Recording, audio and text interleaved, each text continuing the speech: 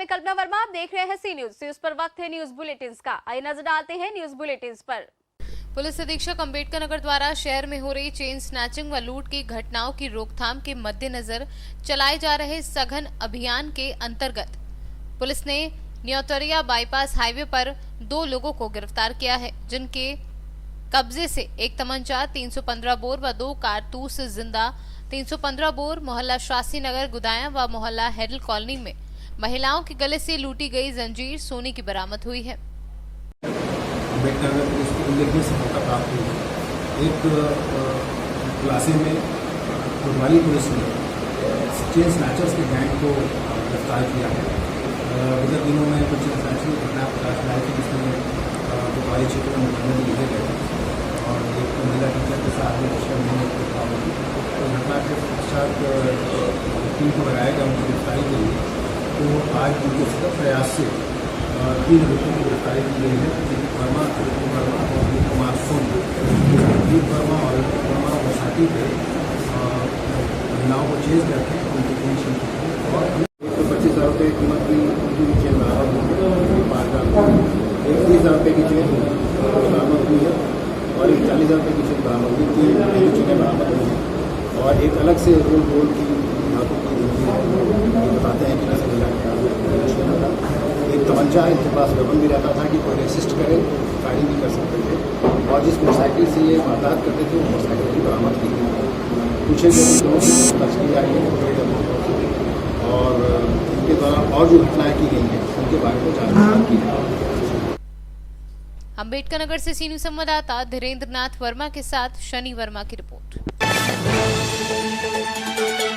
भदोई पूर्व ब्लॉक प्रमुख विकास यादव ने कहा कि समाजवादी पार्टी के राष्ट्रीय अध्यक्ष अखिलेश यादव ने हमारे ऊपर विश्वास करते हुए पार्टी का जिलाध्यक्ष व हृदय नारायण प्रजापति पर भरोसा जताते हुए जिला महासचिव की जिम्मेदारी सौंपी है, उस पर खरा उतरा जाएगा। उक्त बातें यादव मंगलवार को नगर के अजीमुल्ला चौराहे के पास स्थित अपने आवास पर पत्रकारों से बातचीत के दौरान कही। ने अगर हम लोग पर भरोसा करके कोई जिम्मेदारी दिया है तो हम लोग उसके लिए बूथ स्तर से कार्यकर्ता तैयार करेंगे और बूथ लिस्टों का, मतदाता सूची का बहुत ही सावधानी से एक भी मतदाता छूटने न पाए, जिससे कि हमारी कोई कड़ी कहीं से कमज़ोर न पड़ जाए। एक एक मतदाता की गिनती करके सही नाम लिखवाना और जो मतदाता नहीं है उनका नाम कटवाना। माने मतदाता सूची पर ही हम लोग का मेन फोकस रहेगा कि मतदाता सूची को हम कितनी अच्छी तरह से संशोधन करा लेते हैं। जितनी हमारे मतदाता ज़्यादा से ज़्यादा रहेंगे तो उनको हम फिर बाद में मोटिवेट करके उनसे हम अपना वोट पार्टी नीतियों के आधार पर मांग लेंगे। पार्टी में पिछले चुनाव जो है कि कुछ तो जो है कि उस समय एक कह सकते हैं कि माहौल ऐसा बना दिया गया सांप्रदायिक का, जिसकी वजह से जो है कि ऐसा परिणाम आया। जबकि पिछले 5 वर्षों में उत्तर प्रदेश में कानून व्यवस्था एकदम ध्वस्त हो चुकी है। साथ ही साथ यहाँ किसी प्रकार का इंफ्रास्ट्रक्चर उत्तर प्रदेश में नहीं काम कर रहा है। लड़कियों की इज्जत आबरू सुरक्षित नहीं है। व्यापारी की अपनी पूंजी, अपना व्यापार सुरक्षित नहीं है। किसानों का फसल सुरक्षित नहीं है। तो इन सब आधारों को लेकर के जनता जाग चुकी है। वो जान रही है कि किसी भी कीमत पर इस सरकार में जो कि पिछड़ों का, दलितों का हक मार रही है, आरक्षण में धांधली कर रही है, इन सब बातों को अब अच्छी तरह जनता जान गई है।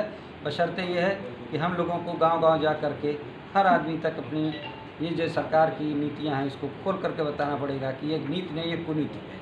जिले के कार्यकर्ता हमारे लिए अखिलेश है, जैसा कि बताए हम, तो किसी भी कार्यकर्ता के सम्मान में, मान में कोई कमी नहीं आने दी जाएगी और न ही किसी के साथ किसी प्रकार का भेदभाव किया जाएगा। भदोई से सीनू संवाददाता खुर्शीद खान की रिपोर्ट।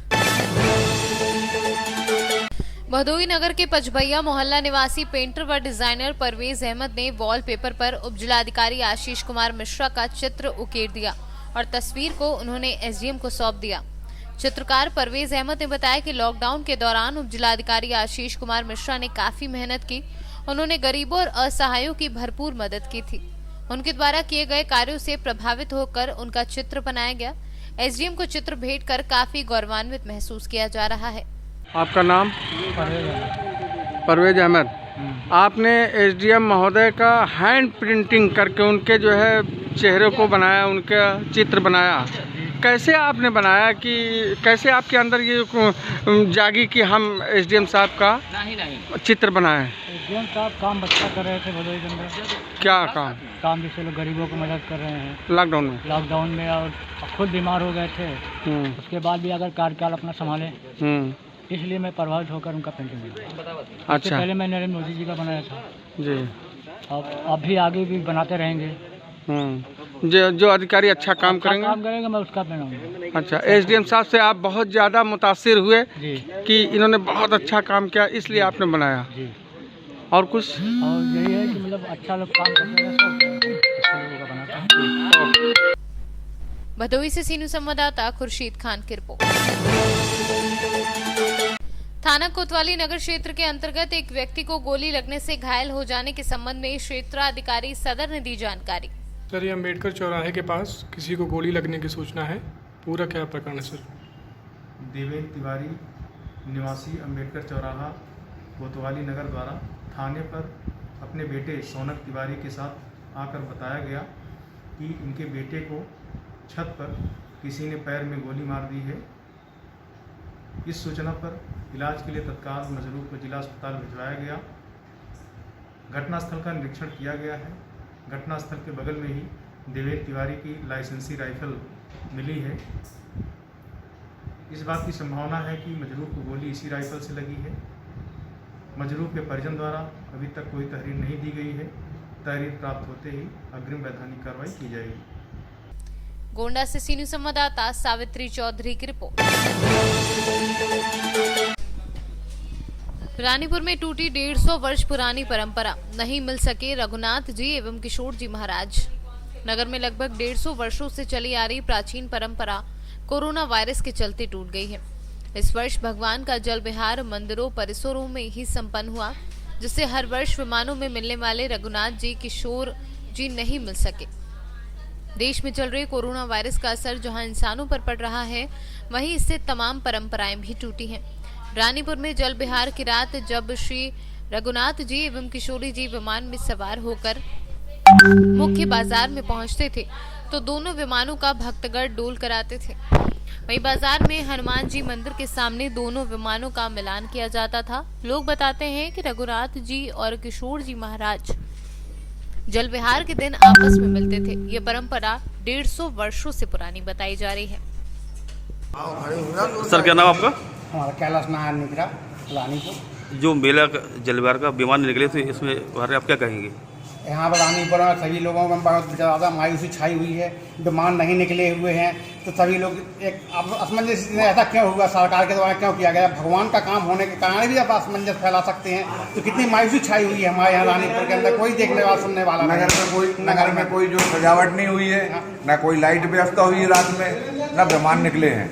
कहीं कुछ नहीं, पूरा सुनसान मार्केट रहा। कोई मेला भी नहीं लगा है, कोई भीड़ भाड़ भी नहीं है। जिसके सभी के मन में बहुत ज़्यादा तकलीफ है, कि मानसिक तकलीफ है सभी को, कि आज भगवान हमारे 150 सालों से निकल रहे हैं, जो आज नहीं निकल पा रहे हैं। इसकी बहुत ज़्यादा सभी को दुख है। तो 150 साल की परंपरा टूट गई है। हाँ, 150 सालों की परंपरा आज सरकार ने तोड़ दी, जिसके कारण सभी में मायूसी छाई हुई है। विमान नहीं निकल पा रहे हैं। एक कोरोना के कारण व्यवस्थाएं की गई है सरकार ने, लेकिन मजबूरी है ये सब। लेकिन जनता में बहुत मायूसी छाई हुई है। तो सारे भक्तों में मायूसी आई है।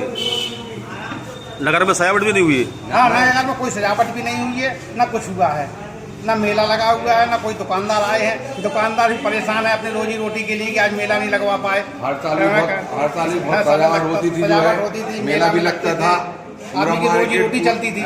इसलिए आज सभी मायूसी होने के कारण बेरोजगारी फैल रही है। आज विमान नहीं निकले, रोजगार नहीं मिला किसी को। आप क्या कहेंगे? वीरेंद्र कुमार चौधरी जी, बताइए आप। भाई, यहाँ पे जो कोई भी ना विमान पे निकले, ना मार्केट सजा हुआ है, ना कोई मेला लगा है। ये कम से 50 सालों से मेला लगता चला हुआ आ रहा है रानीपुर एवं मऊरानीपुर में। पूरा रानीपुर भी सुनसान रहा। इसके बाद कोई विमान भी नहीं निकले, सब पूरा कार्यक्रम मंदिर में चालू रहा।